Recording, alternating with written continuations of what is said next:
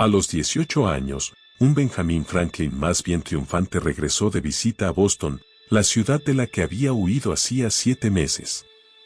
Lleno de orgullo y autosatisfacción, llevaba un traje nuevo y un reloj, y tenía el bolsillo lleno de monedas que se encargó de distribuir y mostrarle a todo el que se encontraba, entre otros a su hermano mayor, a quien más quería impresionar. Todo esto por ser un chico que no era más que un empleado en una imprenta de Filadelfia.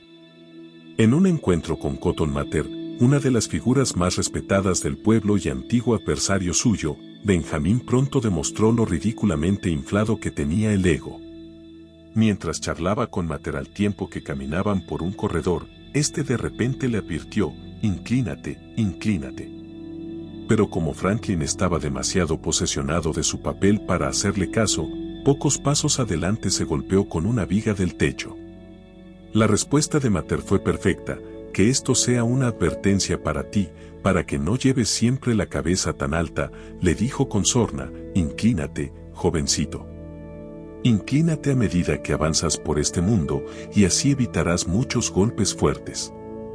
Los cristianos creen que el orgullo es un pecado porque es una mentira. Convence al creyente de que es mejor de lo que es mejor de lo que Dios lo ha hecho. El orgullo lleva a la gente a la arrogancia y la aleja de la humildad y la conexión con sus congéneres. No hay que ser cristiano para ver la sabiduría que hay en ese mandamiento. Solo hay que preocuparse lo suficiente por el trabajo para entender que el orgullo, incluso cuando hay logros verdaderos, es una distracción que crea ilusiones. Aquel al que quieren destruir los dioses, dijo Cyril Connolly con gran precisión, recibe antes el calificativo de prometedor. 2500 años antes, el poeta elegíaco Teognis le escribió a Curnos, un amigo suyo: «Lo primero que le otorgan los dioses a aquel que van a aniquilar es orgullo». Hemos recogido este testigo a propósito. El orgullo debilita precisamente el instrumento que necesitamos para tener éxito, la mente. La capacidad para aprender, para adaptarnos, para ser flexibles, para construir relaciones, todo esto es opacado por el orgullo.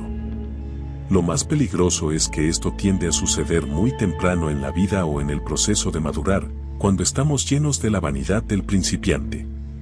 Y solo más tarde nos damos cuenta de que lo mínimo que está en juego es recibir un golpe en la cabeza. El orgullo toma un logro menor y lo hace sentir como algo inmenso. Sonríe ante nuestra inteligencia y genio, como si lo que acabáramos de mostrar fuera solo una pequeña muestra de lo que está por venir. Desde el comienzo, crea una brecha entre la persona y la realidad, cambiando de manera sutil, y a veces no tan sutil, sus percepciones acerca de lo que son las cosas. Estas fuertes opiniones, reforzadas apenas por los hechos o los logros, son las que nos conducen al delirio o a cosas peores. El orgullo y el ego dicen: «Soy empresario porque me lancé a una aventura por mi cuenta. Voy a ganar porque, en el momento, soy el que va a la cabeza. Soy escritor porque publiqué algo. Soy rico porque hice un poco de dinero. Soy especial porque fui escogido. Soy importante porque creo que debería serlo». En un momento u otro, todos permitimos esta clase de denominaciones. Sin embargo, en todas las culturas parecen existir palabras de advertencia contra esta clase de mentalidad. «No hay que ensillar las bestias antes de traerlas», dice un viejo dicho. «No cuentes los chorizos antes de matar el cerdo. No cantes victoria antes de tiempo», y así muchos otros. Llamemos esa actitud por lo que es, un fraude. Si estás haciendo el trabajo y cumpliendo tus deberes, no necesitarás hacer trampa, no necesitarás compensar nada. El orgullo es un invasor experto. Siendo joven, John D. Rockefeller solía tener una conversación con él mismo todas las noches. Como ya empezaste a tener éxito, decía en voz alta o escribía en su diario, crees que ya eres todo un comerciante, pero ten cuidado o perderás la cabeza. No te inmutes. Al comienzo de su carrera, Rockefeller tuvo algo de éxito, consiguió un buen empleo. Empezó a ahorrar. Hizo unas cuantas inversiones. Si pensamos que su padre había sido un estafador, esto no era poca cosa. Rockefeller estaba en el camino correcto. Como es comprensible, con esos logros y la trayectoria que mostraban, comenzó a surgir en él un cierto sentimiento de autosatisfacción. En un momento de frustración, una vez le gritó a un empleado de un banco que se negó a prestarle dinero: «Algún día seré el hombre más rico del mundo». Hay que decir que Rockefeller es quizás el único hombre en el mundo que dijo eso y luego lo logró.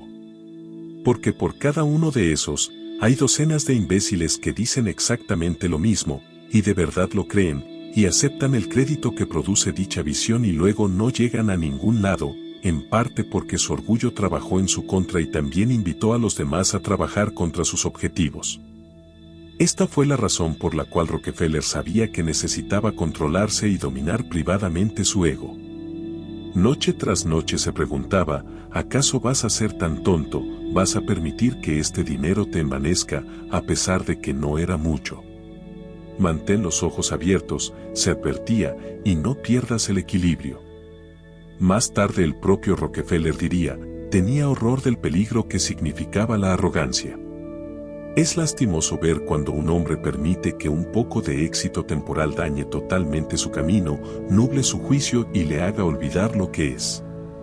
El orgullo crea una especie de obsesión miope y onanista que deforma la perspectiva, la realidad, la verdad y el mundo que lo rodea. El ingenuo principito de la famosa historia de Saint-Exupéry observa lo mismo, lamentándose de un vanidoso en el sentido de que nunca escucha nada más que los elogios.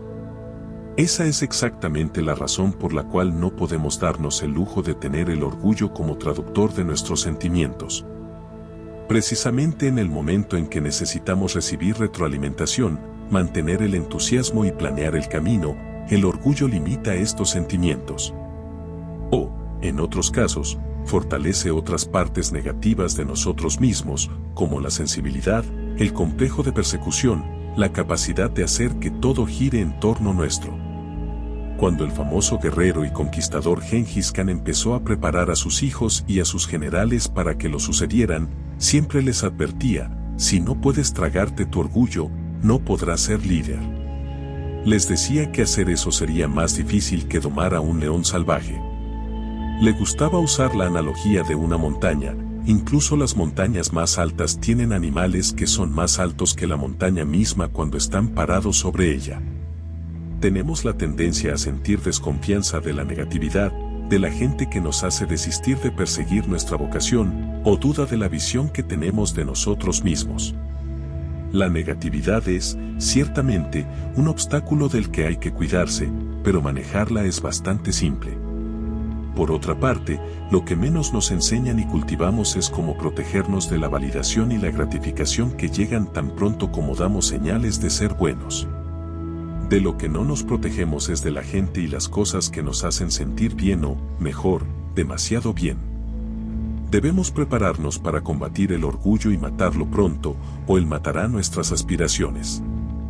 Debemos estar en guardia contra el sentimiento de seguridad en nosotros mismos y la obsesión con el yo.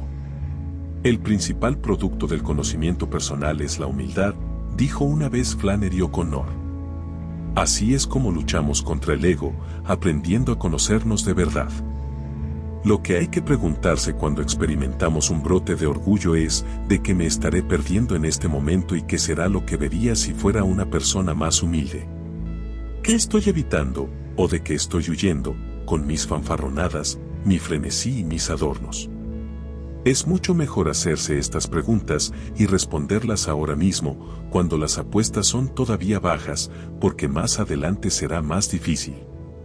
Vale la pena decirse que el simple hecho de guardar silencio no significa que uno no sienta orgullo.